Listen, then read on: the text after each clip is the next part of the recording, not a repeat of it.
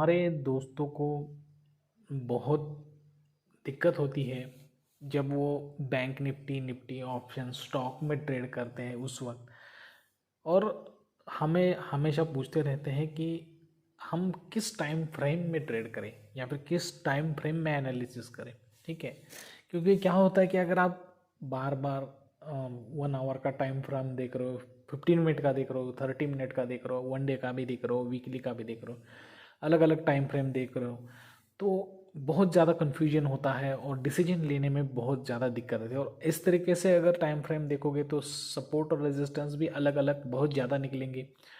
तो सिचुएशन ये होती है कि पहले रेजिस्टेंस पे आए, वहाँ से ऊपर जाए तो दूसरा रेजिस्टेंस बहुत नज़दीक होता है या फिर सपोर्ट नज़दीक होता है। ठीक है, तो ऐसे सिचुएशन में ट्रेड किस तरीके से लें, तो आज मैं आपके लिए बिल्कुल कंप्लीट सॉल्यूशन 101% सॉल्यूशन लेके आया हूँ इस वीडियो में। इस वीडियो को बिल्कुल स्किप ना करते हुए एंड तक देखना, क्योंकि इस वीडियो को देखने के बाद आपका खास करके बैंक निफ्टी का इंट्राडे ऑप्शन का जो ट्रेडिंग है उसका जो डर है टाइम फ्रेम यूज़ करके किस तरीके से, क्योंकि देखिए एनालिसिस का सबसे पहला और सबसे इम्पॉर्टेंट पॉइंट होता है कि आप किस टाइम फ्रेम पे एनालिसिस कर रहे हो। ठीक है, तो एनालिसिस तो यूँ ही नहीं होता ना कि 1 डे का मैंने एनालिसिस कर लिया और इंट्राडे में ट्रेडिंग करना हो तो उसमें एक्यूरेट आएगा, ऐसा नहीं होता।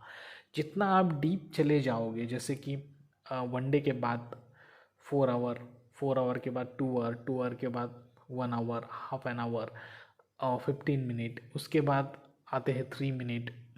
ठीक है, 5 minute, 3 minute, 10 minute, 1 minute, seconds. तो जितना डीप जाओगे उतना डीप आपको क्लियरिटी मिलती जाएगी। ठीक है, लेकिन अब ये सब देखने के लिए आपको उस वक्त नहीं होता जिस वक्त एक्चुअली ट्रेड चल रही होता है। ठीक है, तो ये कैसे पहचाने, कम से कम ऐसे सिर्फ 2 टाइम फ्रेम बताएं जिन 2 टाइम फ्रेम को देखने के बाद, और सबसे महत्वपूर्ण सिर्फ एक ही टाइम फ्रेम बताएं जिस एक टाइम फ्रेम को देखने के बाद मेरे सारी प्रॉब्लम सॉल्व हो जाए। ठीक है, तो आज बस वही मैं ये वीडियो लेके आया हूँ आपके लिए, और इस वीडियो को देखने के बाद टाइम फ्रेम के बारे में आपको कोई भी दिक्कत नहीं रहेगी और कोई दूसरा वीडियो देखने की भी ज़रूरत नहीं है, खास करके निफ्टी और बैंक निफ्टी के बारे में। ठीक है, तो दोस्तों मैं हूँ श्री सैल और आप सभी का स्वागत करता हूँ आपके अपने YouTube channel trade with attitude में। तो चलिए दोस्तों वीडियो में आगे बढ़ते हैं। देखिए दोस्तों, ये बैंक निफ्टी का 15 मिनट का चार्ट है।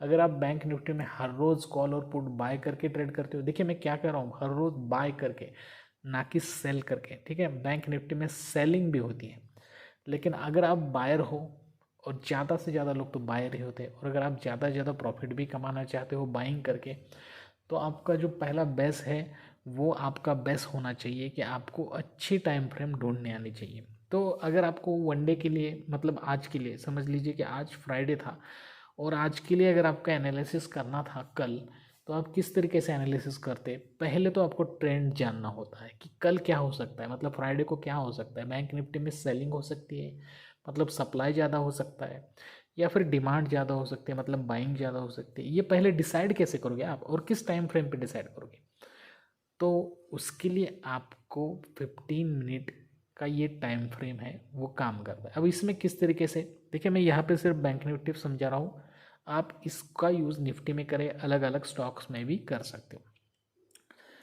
जब आप कर रहे होते हो एनालिसिस, तो पहले आपको देखिए अभी क्या चल रहा है, ये सप्लाई चल रहा है। ठीक है, ये क्या चल रहा है, सप्लाई चल रहा है। तो पहले आपको इसका डिमांड, इसके पहले का डिमांड शुरू कहाँ से हुआ वो देखना चाहिए, और वहीं से धीरे धीरे एनालिसिस करते करते आना चाहिए। जैसे कि यहाँ देखिए, यहाँ से सप्लाई ख़त्म हुआ और डिमांड यहाँ से शुरू हुई। ठीक है, देखिए यहाँ से डिमांड शुरू हुई, तो इस तरीके के पहले तो लाइंस खींच लो, बिल्कुल करेक्ट लाइन खींचिए। 15 मिनट में मैं इस टाइम फ्रेम में आपको ये सिखा रहा हूँ कि कौन सा टाइम फ्रेम यूज़ करना चाहिए और उस टाइम फ्रेम का इस्तेमाल किस तरीके से करना चाहिए। ठीक है, तो बिल्कुल यहाँ पे पहले तो मैं आपको ट्रेंड क्या है ये डिसाइड कर, क्योंकि अगर जो ट्रेंड है आप उस ट्रेंड को फॉलो करोगे और उसे ट्रेड लेते वक्त यूज़ करोगे तो आपको ज़्यादा से ज़्यादा सक्सेस रेट मिलेगा। ठीक है, तो अब देखिए ये लेवल है, उसके बाद ये लेवल है डिमांड का, मतलब इसके नीचे नहीं आया है। ठीक है, फिर ये लेवल दिया उसने थोड़ा सा ऊपर का, उसके बाद ये लेवल ऊपर वाला दिया, मतलब एक्चुअली इसका लो यहाँ तक था, उसके बाद ये लेवल दिया, उसके बाद ये लेवल दिया, ठीक है। अब प्रॉब्लम आपको ट्रेंड कहाँ चेंज हुआ ये इस तरीके से पता चलता है 15 मिनट में। यहाँ तक तो डिमांड थी, लेकिन जैसे ही इस लेवल को ब्रेक किया गया तो यहाँ पे क्या हुआ, सप्लाई शुरू हुआ।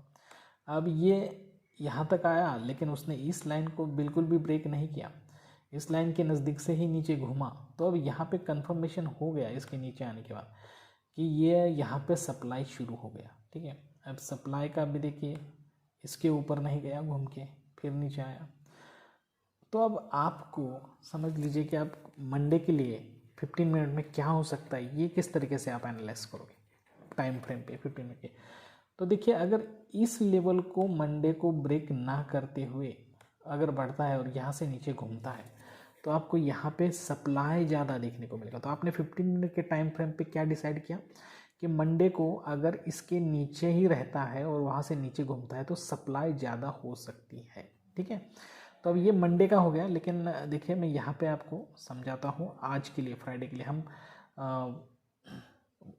ट्यूसडे को एनालिसिस करेंगे। ट्यूसडे को अगर इस लेवल, ये जो लेवल दी थी क्लोजिंग की, इसके नीचे इस तरीके से घूमता तो यहाँ पे आपको सप्लाई देखने को मिलती है, और फ्राइडे को हमें देखने को मिली है यहाँ पे सप्लाई। देखिए ये बिल्कुल सारी की सारी सप्लाई यहाँ पे बनी है, ठीक है। तो अब इसे अब इसके बाद 15 मिनट के बाद हमें कौन सा टाइम फ्रेम यूज करना चाहिए, एक्चुअली मार्केट जब जारी होता है उस वक्त हमें यूज़ करना चाहिए 1 मिनट वाला, ठीक है। तो 1 मिनट में जाते हैं और यहाँ पे देखिए ये 1 मिनट है। अब 1 मिनट में हमें तो पता चला कि हमें सप्लाई ही देखने को मिलेगा, 15 मिनट में ही पता चला था। तो हम देखेंगे कि क्या उसने वो लेवल ब्रेक किए जो उसने लिए थे, तो नहीं किए, तो यहाँ तक ही गया, उसके बाद नीचे आया, फिर यहाँ पे बाइंग दिया, फिर इस लेवल को नहीं ब्रेक किया, फिर नीचे आया। तो यहाँ पे हमें कंफर्म हो गया कि अब मार्केट में सप्लाई शुरू हो गया है और हम एक परफेक्ट सिचुएशन की राह देख रहे थे।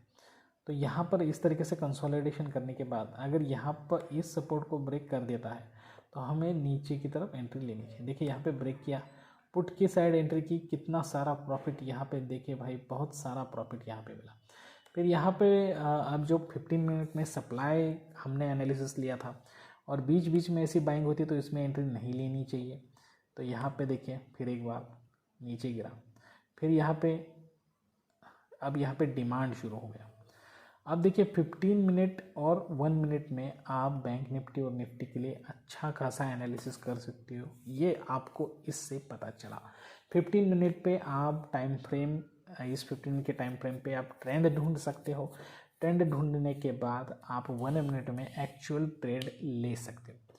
अब ये तो हो गया बैंक निफ्टी निफ्टी ऑप्शंस में, लेकिन अगर आपको स्टॉक्स में कौन सा टाइम फ्रेम यूज करना चाहिए, देखिए आप स्विंग ट्रेडिंग करना चाहते हो तो स्टॉक के लिए 1 डे का चार्ट बहुत ही बढ़िया चार्ट है, ठीक है। 1 डे में एनालिसिस कीजिए अच्छा खासा। अगर आपको 1 डे में बाइंग की रैली दिखाई देती है तो वो आप वहाँ पे बाय ले सकते हो। उसके लिए देखिए मैंने स्विंग ट्रेडिंग पे एक अच्छा खासा वीडियो भी बनाया है, वो वीडियो भी मैं आउटरो में आपके लिए रखूँगा, वो भी वीडियो बिल्कुल पूरा देखिए और उस तरीके से आप स्टॉक में भी एंट्री कर सकते हो। और साथ ही साथ आउटरो में देखिए यहाँ पे सपोर्ट और रेजिस्टेंस भी बहुत ज़्यादा महत्वपूर्ण होते हैं। ये सपोर्ट और रेजिस्टेंस हमें 15 मिनट पे निकालने होते हैं। अगर आप हर रोज़ मेरी वीडियो देखते हो तो आपको वो पता चल चुका होगा कि किस तरीके से सपोर्ट और रेजिस्टेंस निकालने होते हैं। तो इसके लिए सपोर्ट और रेजिस्टेंस किस तरीके से निकालना है वो भी वीडियो में आउटरो में रखने वाला हूँ दोस्तों। अगर आपको ये वीडियो इन्फॉर्मेटिव लगा है और अगर आपको ये समझ में आया कि किस तरीके से टाइम फ्रेम चूज़ करने से हमारे ट्रेड ज़्यादा से ज़्यादा सक्सेसफुल बन सकते हैं, तो प्लीज़ हमारे इस चैनल को लाइक करें, शेयर करें, सब्सक्राइब करें, ज़्यादा से ज़्यादा अपने दोस्तों के साथ इस चैनल को शेयर कीजिए। जल्दी आपसे मुलाकात होगी एक अच्छे वीडियो के साथ, तब तक के लिए दीजिए इजाज़त। Thank you very much, bye दोस्तों।